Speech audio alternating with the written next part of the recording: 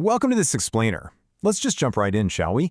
Today we're unpacking the story of Japan's most iconic, terrifying, and, honestly, most misunderstood supernatural figure, the Oni. We're going to trace the totally fascinating history of these creatures, looking at exactly how they evolved from invisible forces of nature into these towering, club-wielding monsters, and eventually into the beloved pop culture icons we know today.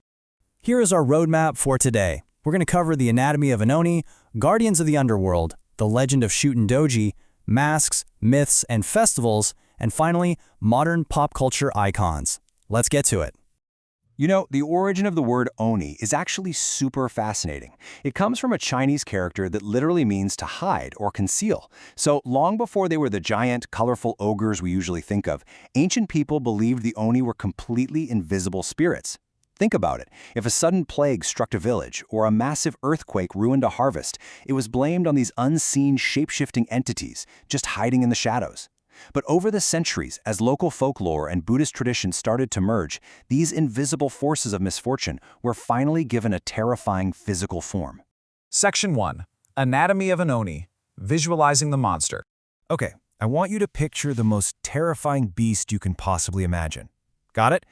Well, to the ancient Japanese, the ultimate monster was described as having colossal height and an incredibly muscular build, way taller and stronger than any human could ever hope to be. Their skin comes in these intense, unnatural colors like bright red, blue, green, or even pitch black. They've got sharp horns sprouting out of wild, messy hair and terrifying fang-like tusks that are literally meant to tear flesh. And to really up the scare factor, they often have unnatural traits like a third eye or extra fingers, and they clothe themselves in the tiger pelts of beasts they've slain. This was basically a masterclass in ancient character design, specifically meant to instill absolute primal fear. And you literally cannot talk about an Oni without mentioning their signature weapon. They're famous for carrying giant spiked metal rods called a kanabo. There's actually a famous Japanese proverb, "Oni with an iron club." It basically means taking someone or something that is already incredibly strong and giving them the exact right tool to become utterly undefeated. Section 2. Guardians of the underworld.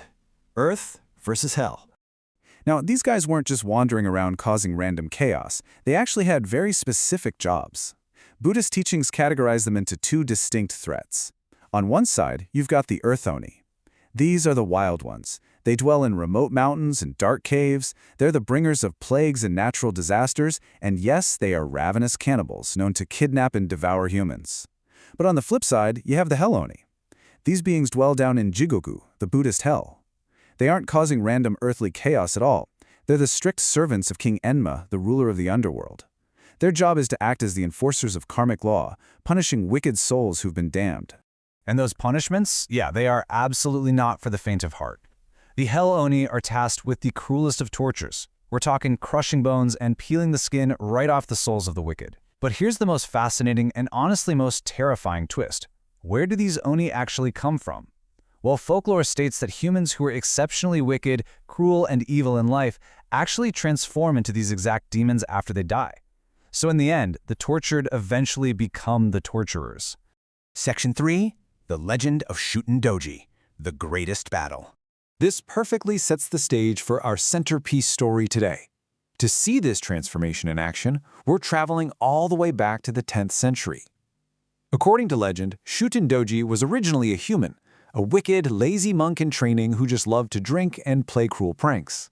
One night during a festival, he put on an Oni mask to terrorize the attendees. But when he tried to take it off, no luck. He found the mask had permanently fused to his face. Cast out and mocked by everyone, his heart grew completely dark. He fled to Mount Oye, embraced dark magic, and transformed into a literal demon king. He started kidnapping the young maidens of the capital, drinking their blood and hoarding them in his fortress. The emperor, absolutely desperate at this point, called upon his greatest, most honorable human warrior, Minamoto Noriko, to slay this beast. So, let's walk through exactly how this epic stealth mission went down. Step 1. Raiko knew a frontal assault on an undefeatable demon was pure suicide, so he and his samurai warriors disguised themselves as wandering mountain priests. Step 2. Because of this disguise, they were welcomed peacefully right into the Demon King's fortress as honored guests. The demon actually threw them a massive feast. Step 3. During the feast, Raiko offered Shutendoji a special, magical sake which was heavily drugged. And finally, step 4. Once the giant demon was completely passed out in his bedchamber, Raiko and his men pinned him down, dropped their disguises, and decapitated the sleeping Shutendoji in a single slash. But wait, the fight wasn't quite over. In this frantic, kinda wild twist of folklore, the severed head of the Demon King flew through the air, gnashing its giant fangs, aiming right for Raiko's face. Luckily, our hero was smart enough to wear not just one, but 2 helmets beneath his disguise. The demon's head bounced harmlessly off his double-protected skull, and the monster was finally, officially defeated.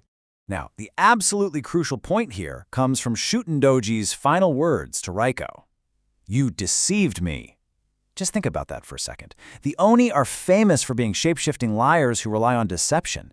Yet to defeat the ultimate demon, the pure, honorable human warrior had to lie, change his shape, and use underhanded deception himself. The myth tells us that for the rest of his life, whenever Raiko looked into a mirror, he was never quite sure if the reflection looking back at him was a human hero or a demon. Section 4. Masks, Myths, and Festivals. Taming the Demon. Over the centuries, Japanese culture actually began to tame the terror of the Oni, assimilating them deeply into everyday life. If you visit Japan in February during the Setsubun festival, you'll hear this chant echoing from houses everywhere, "Oni wa soto, fuku wa uchi," which translates to "demons out, lock in."